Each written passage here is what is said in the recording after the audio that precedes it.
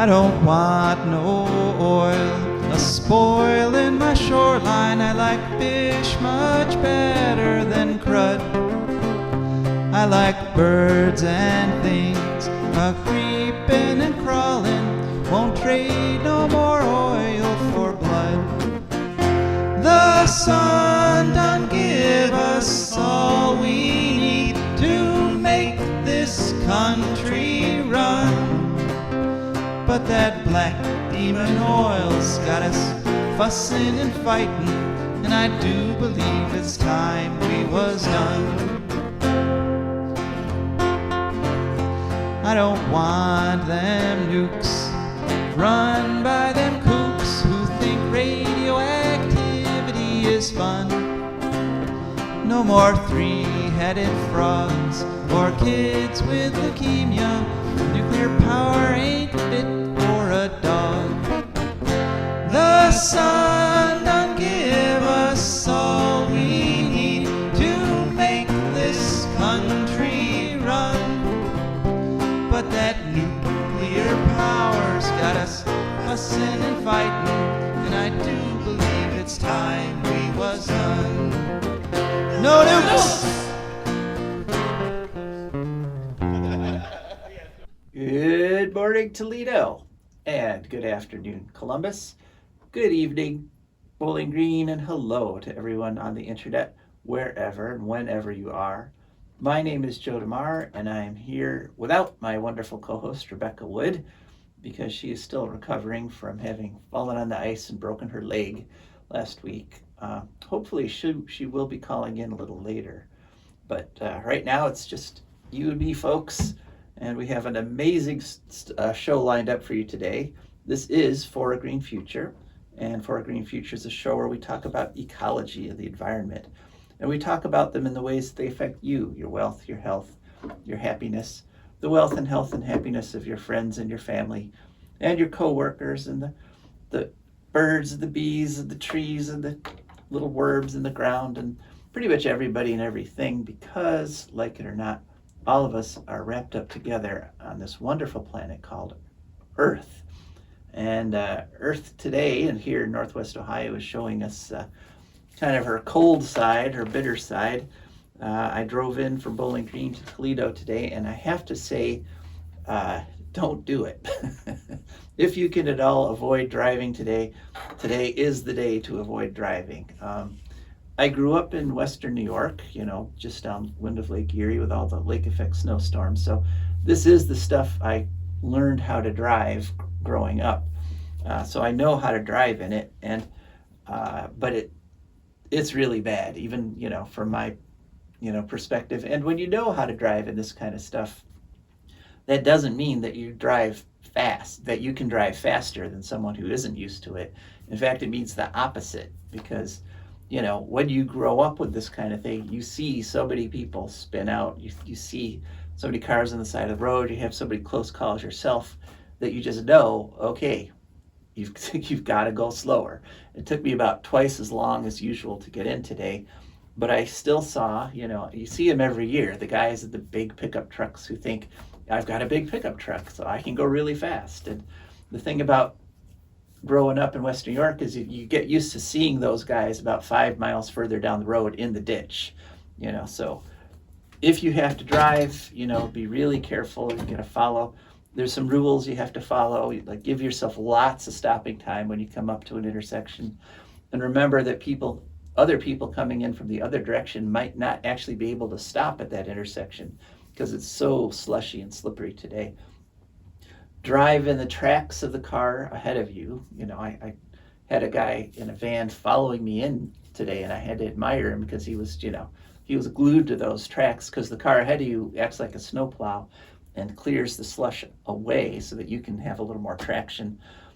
Don't try to take off fast. Give yourself, like I say, lots of times to stop. And I'm going to make one more, wonderful extolling the virtues of my Chrysler Pacifica plug-in hybrid, because two things. One, it has the extra weight of those batteries, and that helps you grip the road a lot better because it's a heavier car with a better suspension. But two, it also has the regenerative braking, that's where the you have magnets that catch the energy in your wheels, and that's how you slow down. There's no friction involved. And so you can stop much better with regenerative braking than you can with plain old friction brakes that like stop your wheels and guarantee you're going to slide. So, but like I say, no driving today is better than driving, even if you've got an electric car with regenerative braking. Interestingly enough, we're having a snowstorm, but the temperature today, high temperature, is only going to be 33, and that is actually right spot on the average temperature for the day. So this is a big, paralyzing snowstorm, but really it's kind of average. It's kind of what we should be expecting in the middle of February like this. Of course, yesterday it was raining. It was raining, most of the day. It was kind of funny because my phone kept insisting it was snowing, but I was like, Siri, this is rain. This is not snow. And it felt like spring yesterday. In fact, I saw for the first time this winter, I saw several robins out, and that's usually the sign of spring. Now, I did find out, that robins actually don't always migrate southwards.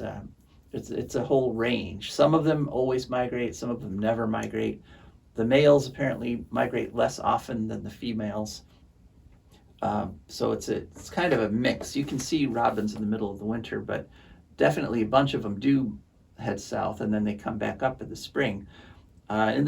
During the winter, they live off fruits rather than worms and bugs the way they do in the summertime. But it's just another example. A lot of birds, everything's confused right now. Nothing is really working the way it's supposed to because of the global warming that we're facing. And one of the examples of that is the La Nina we're having, which is supposed to cool things down. La Nina is supposed to really cool things down, and it's doing some of what it's supposed to do. It often means extra rain in the areas like around Kentucky and Tennessee, and in fact those places are actually getting flooding right now. They're getting tons of rain, but it hasn't really cooled things down to colder than average yet. As like I say, it's right at average. This coming week it's supposed to freeze. It's supposed to get colder, but the whole situation is not natural. We are kind of in a whipsaw effect where we get hotter than normal, and then we get normal, and then we go back to hotter than normal. And this has an effect in terms of wildlife. It's kind of like the planet is kind of like being pasteurized. This is what happens when you pasteurize milk in order to kill off all the bacteria and stuff in it. You don't have to boil it. You just get it hot and cold and hot and cold and hot and cold. Go through enough of those cycles, and you take all the life out of the milk, which is good if you want to drink milk, because otherwise you can get diseases like brucellosis. But it's not good if you're talking about a planet. And so just wanted to talk a little bit about the weather before diving into our show. And we have a great show for you today. We're going to chat for just another minute or two. And then I landed this incredible interview with a fella named Pavlo Bilodid. And Pavlo works for DTEK, which is a company that is supplying power to Ukraine during the war with Russia. And in fact, DTEK, the reason I interviewed him, has just announced they're putting up a whole new gigantic wind farm there in Ukraine in the middle of the war. And the reason they're doing it, there's a whole bunch of reasons they're doing it, but one of the reasons is that it turns out that the infrastructure of wind and solar is much more resistant to war than the traditional gas plants or nuclear plants. And we'll talk more about that, but I'm really excited about having landed this interview. It took a lot of emails and a lot of time, but it's a good interview. I think you'll enjoy it. Then we'll hear from our advertisers and patrons, our wonderful, wonderful advertisers and patrons.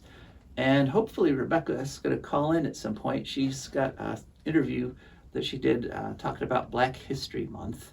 And so we're looking forward to her call. And then ecological news, and there is so much of it. Unfortunately, we have tons and tons of ecological news to talk about this week. Unfortunately, most of it is pretty bad, but there are some bright spots. I always like to toss in some good news with all the bad, but that's it. That's our show, and hopefully at some point also we will hear from you. Give us a call at 877 909 1007. That's 877 909 1007 to ask about any sort of ecological or environmental question you may have. All right, well, so I think we're ready to head over to Ukraine, and we're going to go with our interview with Pavlo Bilodid. Hello and welcome to For a Green Future. Could you please share with us your name and your position? My name is Pavlo Bilodid. I work for the DTEK Group, and my position is communication manager. So basically, responsible for to bring key messages from our company to all the world. Okay. And so could you give us a little background on DTEK? Are you like the only generator for Ukraine's grid? How big is Ukraine's grid? And sort of a background. So the tech group is the group of company which mainly work in Ukraine. Technically, we are seven different businesses which united in one group. We have the Tech Energy, this company which is responsible for generation capacity at thermal power plants and mines. We have the Tech Grid company which is responsible for distribution of electricity in four regions in Ukraine. This is Kiev, city Kiev region, Odessa region, Dnipropetrovsk region, and Donetsk region. We also have the Tech Renewables company, which is responsible for production electricity from wind and solar power plants. And also we have the Tech Roll and Gas, which basically produce gas in Ukraine. We also have the trading, which is a trading company, and this company operates in 21 countries, including Ukraine and the headquarters for there as well. And we also have this solutions, which is a company which basically is a service company for end users to whom we supply electricity. And we have also the Tech Renewables International company, which is responsible to build new wind and solar capacity in Europe. And our DTEK Academy, which basically a corporate university, but it operates as an open platform, and basically it's one of the biggest business school in Ukraine, because we provide education program to everyone who wants to get learn MBA and other business products. The tech group is total has 55,000 people, our employee. And basically it's the largest private energy company in Ukraine. I see. And so you work with Ukrenergo, the Ukrainian grid, the actual grid operator? Yeah, Укрэнерго is state-owned company which is responsible for distribution of electricity in Ukraine, and in different regions we have different companies, private and state companies which responsible to distribute electricity from high voltage power lines to household. Okay. Well, the reason I asked you for an interview today, it's a response to a press release you guys did back in January, where you announced that you're working with Vestas and you're going to be expanding help me with the pronunciation here, Tylagulska wind farm. Tell me about the success of Tylagulska 1 and sort of outline what you're planning with Tylagulska 2. Yeah, Tunguska wind power plant. This is the first ever wind power plant which was built amid the war. We put it in operation in May 2023, which was more than 1 year after full-scale invasion. And this is quite a unique project because we started this project before the full-scale invasion, but all old wind turbines were installed during the war. And decision to resume construction was taken in May 2022, just 3 months after full-scale invasion. It was quite difficult and historical decision because it was signs for our employee, for our partners, and for other market players that they keep investing in Ukraine. And we still believe that war will over soon, and the multi-front line will move only on east on the well, because it's quite important to mention that Ecological wind power plant is based only 100 kilometers from the military front line. So it's which is quite close, but not close enough to have this ability to resume construction. And during the first during the first stage of building this wind power plant, it was quite we a difficult task for our employee, and they learned a lot of innovative solutions how to do it.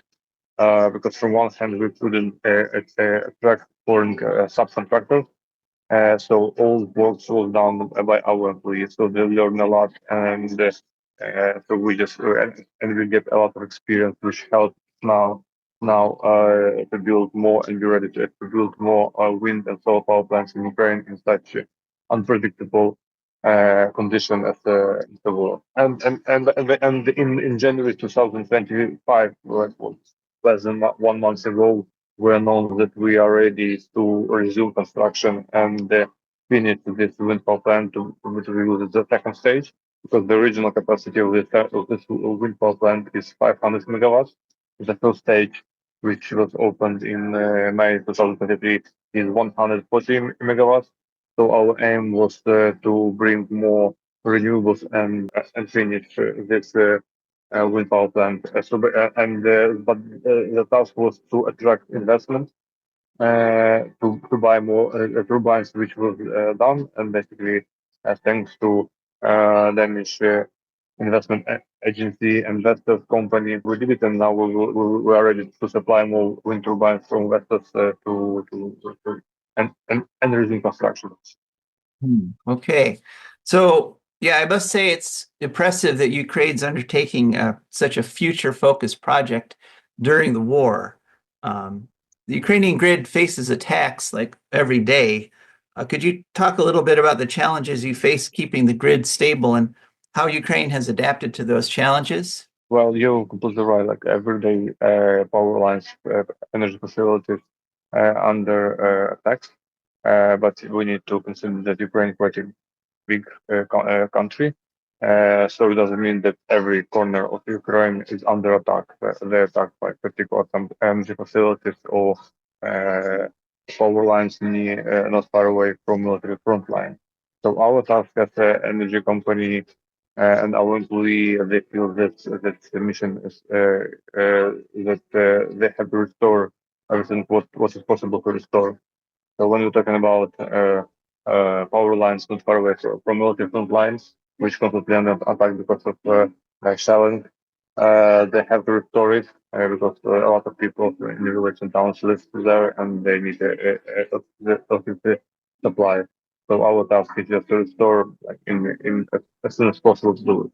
Other things is generation capacity like thermal power plants, which also under attack, and starting from in 2024, it was 13 waves of massive missile attacks, missiles and chemical drone attacks, uh, which damages every thermal power plants in Ukraine. However, our employees managed to restore and to bring back some capacity, and still working on it. The biggest issue is that they have to restore it, and in the next day or week, it could be destroyed once again. So it's like a cycle. You restore, they destroy it. You restore, they destroy it. But the difference is that we need much more time, money, and effort to restore what was destroyed, and then need just a few missiles to destroy it. So the key to escape from this cycle is more air defense and ammunition for this air defense to protect energy facilities, which basically civilian target, because our thermal power plants produce electricity for civilians, not for military applications. Uh-huh. So are wind turbines, is a wind farm a more difficult target, being widely spaced than some other sort of centralized power plants? Yeah, technically yes, because we need only one missile to destroy power units at 10 power plants, and one power unit could be up to 300 megawatts. So the same capacity is 50 wind turbines. So it means we need 50 missiles to destroy each wind turbine. So it's less efficient for Russians to spend 50 missiles and destroy the same capacity when you have centralized electricity like one power unit. So this is renewables facilities is not only a response for climate change, but it's also an important component for energy security because much more resilient. It's easier to restore. It's harder to destroy. Okay. So now I know that Ukraine is also in the future planning to build more nuclear power plants. Our show actually comes from an anti-nuclear perspective.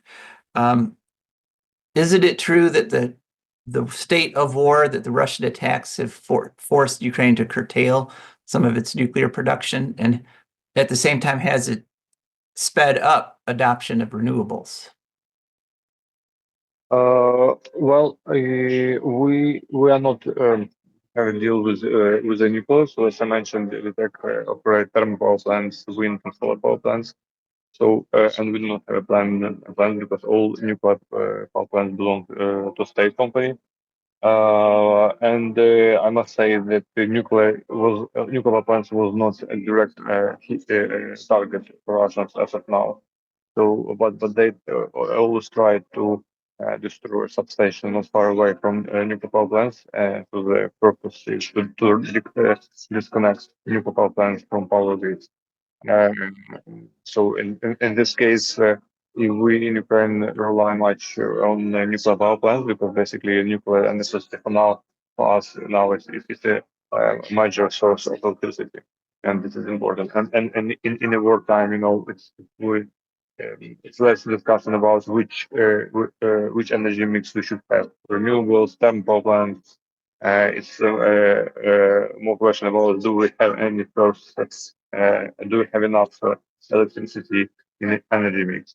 However, ideally, in a vision of our company and the Ukrainian government, of course, we have to develop renewables energy. As I mentioned, it's much more energy because it's a matter of energy security first of all. Yeah, I was struck in your press release by DTEK's commitment to like a low carbon future and environmental uh, principles, even in this situation with the time of war. Do you think that a future without carbon is possible for the Ukraine? Yeah, definitely. We set up our strategy, and that by 2040 we will achieve carbon neutrality. Hmm. So we still believe that it's possible to do in Ukraine. And moreover, when they destroy our thermal power plants, it means we have to build more renewables. So basically, Russia accelerate our energy transition because now we're more focused. The question is how to attract more investors because it's a question of investments.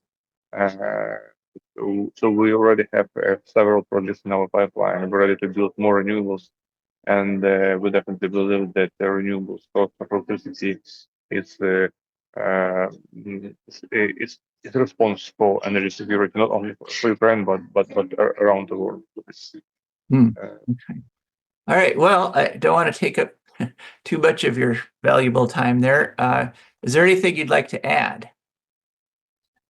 Well, what I would like to, first of all, I would like to thanks to all our international partners and to U.S. citizens because world support. This is the main source of Ukrainian resilience, and it gave us more hopeful that it's not only our fight, not only our war, because we truly believe that it's not about war between two countries. It's more about a war between different type of thinking and different values, and we believe that our fight and our joint efforts can bring peaceful, just peace very, very soon. So thank you for your support. Well, thank you for your time and for the interview. And thank you folks for listening. Like I say, it was a tough interview to set up, but I'm really glad we got him on. And it's incredibly ironic. We did this interview on Monday, and as he said, up to that point, Russia had not directly targeted any nuclear facilities. But what happened just yesterday, Russia sent a drone and blew a big hole in the sarcophagus covering the melted down Chernobyl nuclear plant. And this sarcophagus is really a major structure. It's like a foot thick concrete. It's designed to stop radiation from escaping, but it's not designed to withstand direct drone attacks. And they blew a big hole in it. And the Ukrainian Energy Services said that if this had been 50 feet to the left, there would have been a big release of radiation. As it is, there was no extra radiation, but all the news stories about this fail to mention that this area around the Chernobyl plant and around Pripyat, the city nearby, are always very, very high radiation rate readings. That's why this whole Chernobyl exclusion zone exists, why nobody lives there. So Russia has upped the ante. Russia attacked a nuclear facility directly with a drone, and that's unconscionable because that puts literally the whole continent of Europe at risk, and wouldn't do us much good either, even way over here in North America. All right, well, that was our interview. Thank you so much again for listening. And now it's time to thank our patrons. And our patrons are wonderful people who have gone to patreon.com, that's Patreon. There they searched for a Green Future, and they realizing that we need outlets like this show to get people vital information that they're not going to get from any other source. And so they scrolled down through our Patreon page. They found a match that matched their budget in terms of every month now, a little bit comes over to us, and that's how we can keep our show on the air. So thank you for our patrons. And we also want to thank our advertiser. For Green Futures brought to you by the Wood County Park District. So imagine a place where nature meets adventure, where you can climb, paddle, fish, and explore. That place, it's right here in Wood County. The Wood County Park District is here to protect, preserve, and inspire. We conserve natural and cultural treasures so you can enjoy the outdoors like never before. By maintaining green spaces, providing fun programs, restoring wildlife habitats, and leading outdoor adventures. Want to connect with nature? Try your hand at archery, bouldering, geocaching, paddling, rappelling, and more. Whether you're seeking experience or a peaceful retreat, our parks are open every day from 8 a.m. until 30 minutes past sunset all year round. Come, explore, get outside, experience nature. Your parks, your adventures waiting for you. Find us online at wcparks.org or follow us on Instagram, Facebook, and X, or you can call 419-353-1897. The Wood County Park District, preserving nature, creating adventure, and inspiring a greener future. Okay, and now speaking of inspiring, our co-host has joined us. Rebecca, are you there? I am, yeah. I'm having trouble hearing you and talking at the same time, though. Okay, well, we're doing the best we can. So, you are still recovering from your fall there last week? I am, yeah. I'm tooling around on the walker a little bit. It's getting some better. Okay, good. All right, so I have to commend you for going ahead and putting a show together, a presentation together. What are we talking about this week? Okay, well, I interviewed my friend Tim Clark about his relationship with nature for African American History Month. Aha. Yeah. Okay. Him being black. All right, and what did you find? Okay, well, Tim is not at his most communicative necessarily here, but I asked him, first, can you tell people where you grew up in terms of where and also city, county, suburbs? And he said, I grew up in the suburbs. I remember my house in Texas had a creek out back, and I would go down to the water in my house when I was older in Sylvania. Had a lot of trees and squirrels that would break into the house, which is true. I've been there. And how were you encouraged to think about nature as a child, and has that changed at all as you've gotten older? And Tim said, it was seen as the masterwork of the creator. It seems more messy and convoluted nowadays, like a dance of forces. I really like that. That's very nice. And I asked him, as a low-income disabled person, how is nature a threat or an obstacle to you versus an asset to survival and happiness? And he said, I really think of it as a nice idea, but I find myself isolated from it a good deal in a virtual inside world. So I asked about his outdoor activities he's participated in, and he says he likes to longboard in the park and explore, and also backpack and fish around town. But right now it's mainly walking in the park. And I said, what emotions or emotional states do you associate with the outdoors? And Tim answered calmness and reverence, which is very nice. That's a good answer.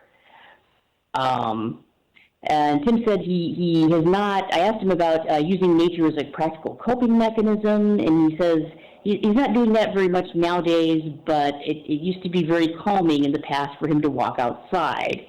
But he kind of needs that less, now that he has a car and a apartment and has a little more freedom, so, he kind of has his own space, it's sort of less stress for him to deal with, which is good in a way.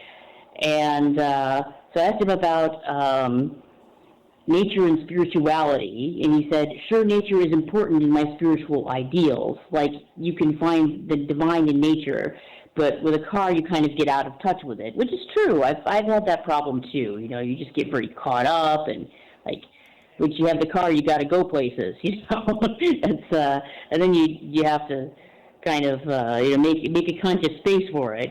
So that's kind of good and bad. So I asked, what role does nature play in his spirituality, and he says it's where the divine is found. And that was mostly what he had to say, except for I kind of wrapped it up for him and said, so for you, connection to nature can be something that ebbs and flows, but it's always there when you need it. And he said, yes, exactly. So that was Tim. Okay. Yeah. So, right. So nature is, universally beneficial, right? For everybody, regardless of ethnic background or... Pretty much, yeah. It's kind of where we were designed to be originally, and it just feels right, Yeah. Plus, for some people, it can be kind of an escape from societal pressures and expectations. You could just kind of relax and be without everybody prodding you about stuff. All right. Well, thanks for that reminder, Rebecca, on Black History Month. Yeah. So. I don't know. Do you want to stick around while we do the ecological news, or do you want to? Sure. I'll hang in there. All right. So, okay. Well, thanks. So, ecological news, and for the start, we're going off to Australia because there's actually a lot going on down there that has a global import. So just 10 days ago, on February 5th, there was a story in the Australian Broadcasting Corporation, what they call ABC, and the title was Hot Weather Warning Issued in South Australia as Records Expected to Reach New High. And so essentially South Australia back in the week after February 5th, temperatures were up around 50 degrees centigrade, which is about 122 degrees Fahrenheit. It was just incredibly hot and dry, and there was a lot of wind. And so the fire risk was extremely high. But then, right at this moment, the story, February 15th, coldest February night on record in parts of Victoria with summer snow in the Alps, which is, they're talking about the Australian Alps, of course, but that's again, kind of what happened here, but on actually a higher scale, where they had really it's summer down there, so you expect it to be hot, but to go from 122 degrees Fahrenheit down to it dropped down. The record cold was like 50 degrees in Melbourne, and it was like 15 degrees in a place called Mount Baba, which that kind of whiplash, that kind of going from super hot to super cold for the area, that's a sign of global warming. That's what was predicted in the models. That's what's happening. And of course, globally, as we reported last week, January was the hottest January ever recorded, and the temperatures are going way off the charts, globally speaking, even though we do get some super cold things coming through. Next, so a nice sort of an upbeat story from Australia, still down under. Brown coal hits new low in Victoria as wind and battery records tumble and renewables peak out at 95.2%. This is a story in Renew Economy. That was February 11th. So in between the super hot and now the extremely unseasonably cold, they had a period where there was a ton of sun and wind at the same time. And so they were able to turn down the coal generation to less than 2 gigawatts, which is the lowest ever since they started using coal to generate electricity in Australia, in Victoria, Australia. And there was also what they called negative residual demand, which just means they had a 240 megawatt surplus that they were able to ship off to other territories in Australia. They had maximum wind, maximum solar. They also had, unfortunately, maximum curtailment, which means that the wind and the sun were producing so much power that they actually had to just turn them down because they didn't have the infrastructure to use it all or to send it all off to other territories. It was also record battery charging. That the curtailment went anywhere between 640 megawatts to 2.2 gigawatts. So that was actually a lot of wasted power, unfortunately. But still, it was a record generation for wind and solar. They were generating 4.1 gigawatts at the peak, which is as much as 4 nuclear power plants. So it's kind of good news. They're making the transition faster than we are because one of the reasons is they don't have nukes. And that brings us to our third and final Australia story. And this is a sort of a political ecological story. And this the title is No Coal, Gas, or Nuclear. Greens Cut Deal to Dutton-Proof Labor's Flagship Renewables Policies. And what all this means is that they're having an election there in Australia, and they have a Trump-like figure. His name is Dutton, and he's promising to bring back nuclear, or to put in nuclear power, and to cut back on the wind and the solar, just like Trump promised and is in fact doing. But what happens, they have a different system. They have a parliamentary system, and their laws are much more strongly enforced over there. And so the Greens, who are part of the government, they're part of the coalition in the government, amended the infrastructure law that was put in place by Labor, the Albanese, to ensure that fossil fuel won't be listed, or nuclear won't be listed as clean. And so that is the way a multi-party system is supposed to work. You've got a smaller party. Okay, the Greens don't control the government, but because they're in coalition with other parties, they actually have influence over the issues that are most important to them and most important to the future. So they were able to. So even if the right-wing guy Dutton wins the election, and Rupert Murdoch is spending, millions upon millions of dollars to make that happen, Dutton won't be able to derail Australia's renewables the way that Trump has derailed the U.S.'s. And of course, this is very different from Ohio, where we actually have SB 2, Senate Bill 2, which declares that natural gas, coal, and nuclear are all clean energy and therefore available to get all the clean energy, the renewables credits and all that stuff.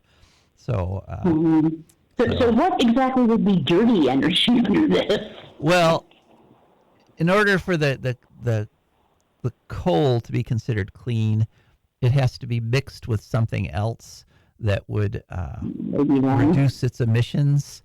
So what that usually means is either wood chips, so grinding up some forest. As long as you grind up a forest and burn it with the coal is clean, or natural gas. Okay. Because natural gas reduces the coal emissions. Now both of them are clean. The natural gas and the coal are both clean because it's less emissions. So yeah, I know. As opposed to wind and solar, which don't have any emissions, and that's the real clean stuff. But reality is having a hard time these days in the U.S. Government systems, and that brings us to our next story. And this is actually this is a whole bunch of little stories under the broad heading of Trump cuts, because Trump has been cutting environmental support just as fast as he could scribble his little signature there on as many executive orders as possible. One you might have heard about, he fired everybody who works in the nuclear security agency for the government, and that's the one. Those are the ones who are preventing radiation from escaping out into the environment directly. They're the ones who go out and make sure that doesn't happen with either our nuclear stockpiles, our weapons, or our waste. But those folks he fired them all. But now he suddenly realized they were important. They were trying to hire him back, but the problem is when they fired him, they deleted all their contact information. And so they can't even go back and rehire them because they don't know. Yeah. So anyway, that's one. He's making big cuts to the EPA. Title of a story at E&E News by Politico: EPA fires probationary workers, and this happened back on February 14th. The EPA has 16,000 people in it total, but he outright fired everybody in the Office of Environmental Justice, which the only purpose for that office in the EPA was to make sure that poor communities and communities with minorities weren't overly targeted for things like waste incinerators and toxic waste dumps, because there has been a tendency in the U.S. to just those people over there, they're poor, they can't muster any defense, so that's where we're going to put our toxic waste dump. And so a law, was created against that, and that's why they had this office. So those 170 people are gone, and they fired all the 400 probationary workers, that is people who'd been working there for less than a year. And it was a very mean firing letter saying, you haven't met your requirements as an employee, but they sent the same letter to all 400 people. And, it seems kind of unlikely that they're all incompetent. I think maybe the people... It was just a bad batch, who knows? Well, and there's more cuts promising. They're saying they're going to cut at least about another, more than 1,000 more people at the EPA. And of course, they are also the ones keeping our water clean and air breathable and all that stuff, which is something they don't. Apparently, the Musk and Trumps aren't terribly concerned about. Next cut, and this one really hurts. It's park rangers. Story for the federal park system. Story in The Guardian, February 15th. U.S. Forest Service and National Park Service to fire thousands of workers. And so what they're planning to do is fire about 4,500 of the Park Service's employees. And they already prevented the Park Service from hiring any seasonal workers this year. So the Park Service gets 325 million visitors every year. Well, in fact, that's what they got in 2023. That's actually up 13 million from 2022. But now what's going to happen with some of these parks that have like more than 1 million visitors every year, they're going to try to staff those parks with less than 100 people to deal with 1 million visitors. I mean, this is literally insane. And also, So this is your big chance if you've ever actually wanted to ride a buffalo. yeah, there'll be no one there to caution you, no one there to stop you. Yeah, there's no. It probably won't end well, but if that is on your bucket list, especially if it's the last thing on your bucket list, that's a big chance. Because after that, you're going to be done on multiple levels. For insurance reasons, Rebecca, we need to be very clear that we're not encouraging this. That this is a bad idea. Don't try to ride the buffalo. All right. Really do not, no. But if you visit a national park, I would suggest you bring your own toilet paper because, there may not have been anybody to change it. So, and pack it out for your trash too. Just take that responsibility and you may not actually be able to get into the park because there'll be nobody there to man the booths to get 1 million people through the doors. So it's not good. It's not looking good. And even worse, another cut. This is a story from the Southern Environmental Law Center, January 28th. Trump administration freezes critical environmental funding. So not only is he firing people in droves and preventing people from getting hired, he's also cutting off the funds for air and water pollution monitoring. And so, if you don't measure it, it's not there, right? Absolutely, yeah. It's the solution to pollution. You just, it's not dilution. It's just don't measure it. So, right. Also, there's still Hurricane Helene recovery going on, and so Trump froze the funds for that. So those, part of that recovery is environmental recovery, but there's also a couple grant programs. There's the Thriving Community Grant Making Program and the Solar for All Grant Program. These did things like they helped people, especially low-income people, insulate their houses and put solar panels on their roof. That funding has all been frozen. And these freezes are illegal, okay, because this money was appropriated by Congress, and the executive branch doesn't get to just decide, well, we don't like that grant program, so you can't have it. That requires another act of Congress. But so people are fighting a lot of these cuts in court, but so far the Trump administration has ignored all the court orders. So, I mean, really a lawless administration. You can't get much more lawless than a judge telling you, using the full legal authority, okay, you're not allowed to block these funds, release these funds, and then the administration doesn't release the funds. I mean, there's a couple judges that have gone back and reissued orders saying, okay, I ordered you to release the funds. You haven't released the funds, release the funds. And so that's going on right now in court. It's a big crisis because, this is part of this is how our government's supposed to work. You have a separation of powers. The executive branch has to bow to the judicial branch, but Trump is refusing. And another thing he's doing, he's also ending cancer research. Yeah, this is a press release actually from the House Appropriations Committee, appropriations.house.gov, back on February 9th. Trump team dismantling efforts to find a cure for cancer and other deadly diseases. So the way he's doing this is the National Institute of Health has done a lot of grants to a lot of institutions that are doing research. And these are grants that were awarded. There's research that's going on. And part of grant proposals are something called indirect costs. Okay, I used to be a grant writer, so I know what this means. Let's see if I can explain it quickly.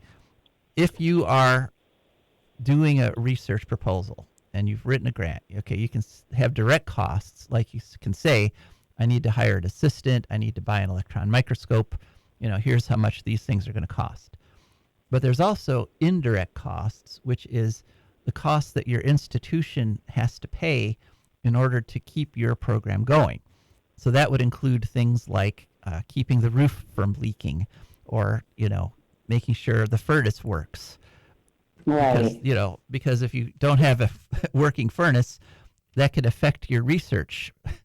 Like if things if things freeze or melt because you don't have a good freezer or a furnace, that can destroy your research. So those had been negotiated as part of the grants, but Musk Trump decided unilaterally to cap all indirect costs at 15%. Just chose a number at random, basically. And so that means billions of dollars cut directly from these cancer research budgets, which means a lot of this research is going to crash to a halt because the institutions can't afford to do the research that they were contracted for and that the government promised to pay. All right, one more Trump nastiness. This is actually a story in the New York Times back on February 10th, and the title is Trump Killed a Major Report on Nature. They're trying to publish anyway.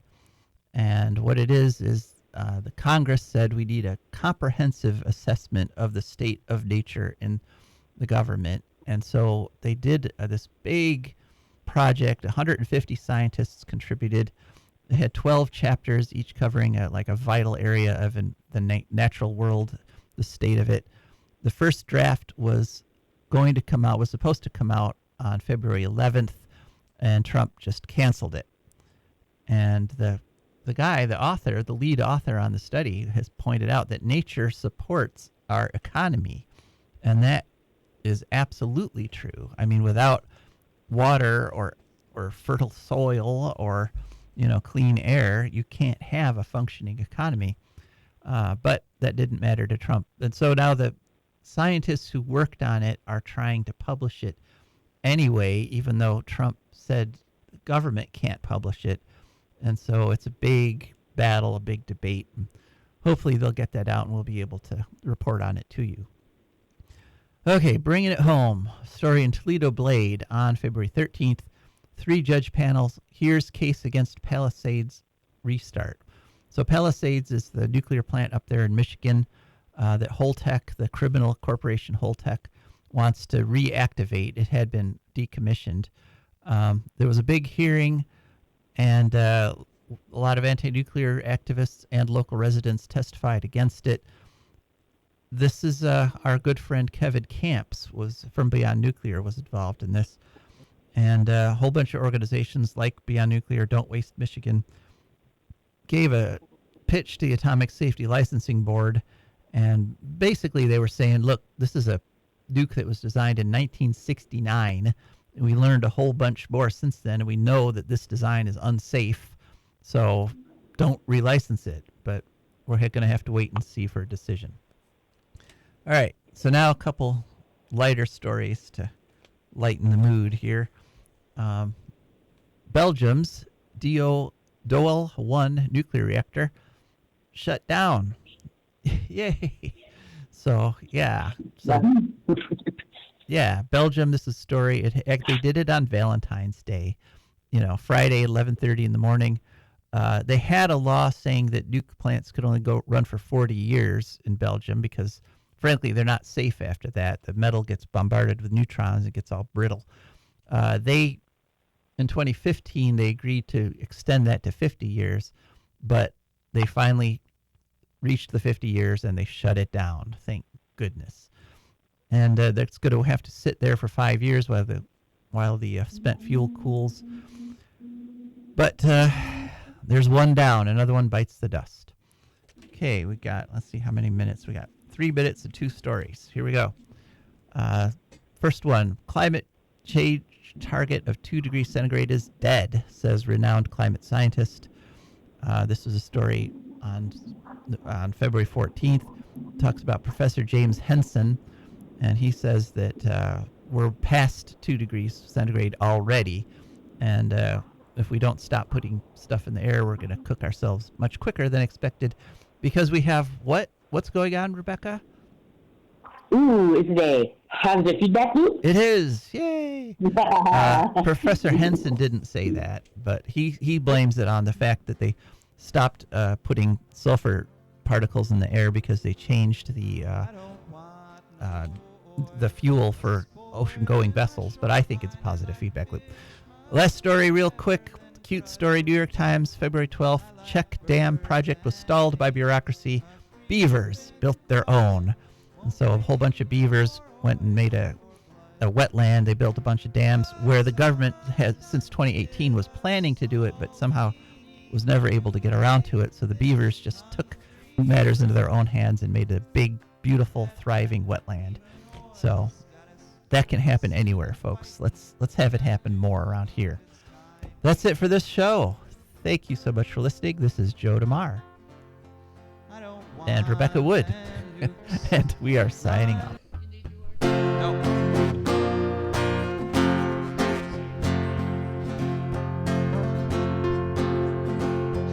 I don't want no oil, a spoil in my shoreline. I like fish much better than crud.